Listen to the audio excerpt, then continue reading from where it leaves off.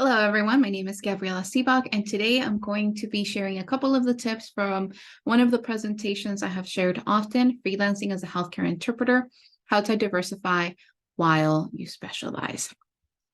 So let's go ahead and jump right in. First of all, a few disclosures. All of the content that I will be presenting today is based on my own personal research and experience, and it is not intended to provide any kind of legal advice. It also does not represent the opinions or views of any of the organizations that I may be associated with. So I ask you to take it for what it is. If there's anything in here that you like, go ahead and adopt it, change the way that you are working in your profession. And if you don't like it, go ahead and just leave it all behind for someone else who might find some value. So let's go ahead and jump right in. First of all, I want you all to consider where you are today. Now, as you can see, I have a couple of quick milestones in my healthcare interpreting career that are popping up. I have my high school education, which is the minimum requirement in healthcare interpreting, my bachelor's degree followed by in 2012, my training that was specific to interpreting in healthcare. Later, I was able to complete a master's degree in 2018, so that's reflected in my own personal timeline as well. But as you can see, I started to work in healthcare settings after completing training that was specific to healthcare in 2012. Right before gaining certification, but I did seek that certification right away. So by 2014, I was able to obtain certification as a healthcare interpreter, and all of this information is very valuable to me to understand where am I. And this does a lot of multiple things. One, it shows how invested I really am in my profession, the fact that I take training, seek certification, whether it's required or not, in order to establish myself as a healthcare interpreter. Now, I teach, I have been teaching in winter of 2022, a course for UMass Amherst on career development for translators and interpreters. And one of the things that's very important that all of the experts tell us is that our resume should reflect what our interest is. Does our resume, our education, training, and experience, does it reflect the fact that we are healthcare interpreters? Or does it reflect the fact that we work in a completely different profession or industry and we use healthcare interpreting as a hobby? Now, as a prospective employer or as prospective client of someone who offers these services, something that I'm going to be looking for is this your career? Is this your profession? Or is this a hobby, something that you do on the side? And it's going to make a difference in how you diversify and specialize as well, because it affects whether or not you are able to truly establish yourself as a professional in this industry. So let's move along. I have a couple of tips and things that I want to discuss regarding specialization and certification. But first, I want us to think about what success means to us. Now, none of this matters unless we know what success means to us. And I want you to think about the fact that success can mean something different for all of us, even if we're all working within the same profession. Whether or not we're successful could mean something different. I have many friends, for example, who are healthcare interpreter certified or medical interpreter certified, court interpreter certified, and decide to work in schools because they feel like they make a greater difference in the school settings, even though it is a sector or a segment of our industry or profession where people are less aware of what it takes to be an interpreter or translator, and they're less willing to support us. Oftentimes in many states, it means less pay, less recognition, and combination of this particular duties and responsibilities with many others that are completely unrelated. So again, what does success mean to you? You have to define it in your own terms. Achieve it by your own rules, and then build a life you're proud to live. And this comes from Anne Sweeney, and this is something that I really find very valuable. So 10 years down the road, 5 years down the road, who knows down the road, I would like to be someone who is able to use her interpreting certification as a healthcare interpreter all of the skills, knowledge, and education that I have acquired to be a conference interpreter who specializes in healthcare topics. Now, I've had an opportunity to dabble in some of these assignments, but really establishing myself as a professional who provides this specific service is what's going to make a difference in whether or not I can earn a living. I can do this the majority of my time. And again, just because I define success that way does not mean that you have to. We have federally certified court interpreters who work as staff interpreters in hospitals because that's where they feel they can make the greatest impact. That is what success means to them. So again, define what success means to you and go for it, following your own path, and be sure to live whatever life you feel most proud of. And if it's not in healthcare interpreting, then start to plan that path that gears you away from it. And how do you do that? Well, one of the biggest things is diversification. Now, something that the pandemic taught many of us is that we need to be flexible. We need to be able to diversify. For those of us that were primarily providing on-site interpreting services when the pandemic hit, if we were not essential personnel that needed to be on-site for whatever reason, we had to move to remote modalities. And for many, it was a huge adjustment. And CIHC actually ran a survey. The results have not been published, but some of the questions that were part of that survey related to, did you have to transition from primarily on-site to remote services, and what are some of the challenges that you encountered? Now, in various listservs, forums, we have seen that for many, this was a large challenge. We did not have bandwidth or network capabilities that supported our work as interpreters. We didn't have office space that would allow us to maintain confidentiality. There were so many factors that affected our ability to be able to easily and smoothly transition to on-site.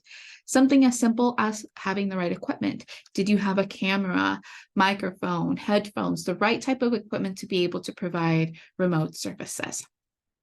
So again, being ready, having what you need to be diverse is very important. And there's a couple of different ways to diversify. Now, first of all, there's interpreting and translation. Now, some choose to diversify by offering both services.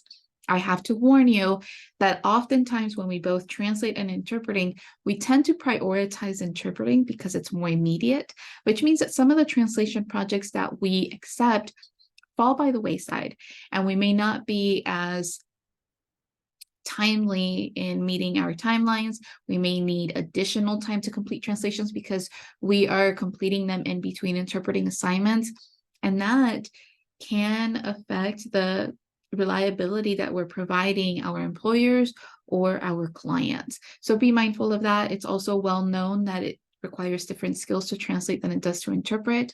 I think the language skills is just one element of it that we do share, but strong writing skills versus strong speaking skills and everything that is associated with that is also different. But even within interpreting, if you choose to only interpret, there is so much you can do in terms of diversification. Let's start by just the modality. You have on-site modalities and you have remote modalities. And honestly, with the pandemic and everything that came about, we started to see on-site remote modalities, kind of a hybrid where you are on-site in the hospital or clinic, but you're providing the interpreting remotely from an office within the clinic or something to that effect to patients to their patient rooms. So this is something that came about during the pandemic in order to minimize the number of people that you're coming in contact with, ensure that you had the right environment to be able to interpret, yet minimize the contact that you had with patients who could potentially be infectious or for whatever reason. There's also telemedicine, which within the remote interpreting, you have video and over the phone. But traditionally, these modalities were where the patient and the provider or healthcare staff were in the same space, and the interpreter was the only one that was remote. Now, even before the pandemic, but it was really emphasized, or it really came to light during the pandemic, you started to see where the patient is in one location, the provider or healthcare staff is in another location, and the interpreter is in a third location. So this telehealth environment, well, no, there's multiple people that are remote. And of course, this adds to the level of complexity. You have more devices, which means there are more possibilities for network issues, more possibilities for ambient noises. So additional sources of ambient noises that can affect the overall encounter. Now, let's come back. Within interpreting, we also have separate modes. So do you provide consecutive or simultaneous? Now, we know that for particular settings, even within healthcare, simultaneous can be key. For your traditional consultation or triadic encounter, you may not necessarily need the simultaneous mode as a way to diversify, but think about settings like healthcare settings or patient education settings, where the simultaneous mode will really help you stand out as an interpreter that's able to provide a different level of service, something that's going to facilitate the encounter. In mental health or behavioral health settings, simultaneous is almost a must. And even in patient education settings, think about tobacco cessation courses or diabetes awareness training, maybe even nutritional classes that are meant for patients that have some kind of dietary restriction. Having the ability to interpret simultaneous in these types of settings really facilitates for the best possible outcome when it comes to language access and communication autonomy to take place. Now, forget about the modes, forget about the modalities. There's another layer of diversification that you can have, and that is the type of setting in which you interpret. So you don't necessarily have to only interpret in hospitals or only in clinics or only in these conference training, conference rooms settings and like teaching hospitals and the like. You can interpret in all of these different settings and choose to be flexible enough to adapt to the different conditions in each of these settings. Hospitals, for example, have different types of requirements and needs than clinical settings or small clinics, private practices. And both of these have different requirements and needs than these more conference room settings or lecture hall settings that are completely different. Now, all of this is diversifying in terms of settings, modes that you offer, and modalities that you offer. But something to keep in mind is that too much diversity also makes you a jack of all trades, master of none. So the diversifying alone has to be coupled with specializing. So how do you specialize? So there's this recommendation here from Hannah Brooks Olson in Specialize or Diversify. She is talking to freelancers in pretty much any industry, mostly like the graphic design type industry. But she says, this is whatever you can imagine doing every day for the rest of your life. So that is what you should choose to specialize in. Now, within healthcare interpreting, which is already a specialization of interpreting the big umbrella, or language services, the even bigger umbrella, you can choose to specialize in specific areas, specific domains, and really stand out from your peers. Not only does it allow you to stand out, it allows you to become more of an expert, which makes the service that you're providing higher quality. And not only that, but oftentimes this also allows you to adjust your rates to match the level of service and quality that you're providing. Now, how can we excel? How can we do this? How can we make all of this happen? Now, we have certification organizations, professional organizations, even forums and groups that can really help us, provide us with information that's going to help guide our direction. If we need to diversify, what are some of the things that are being discussed in forums that may be needed?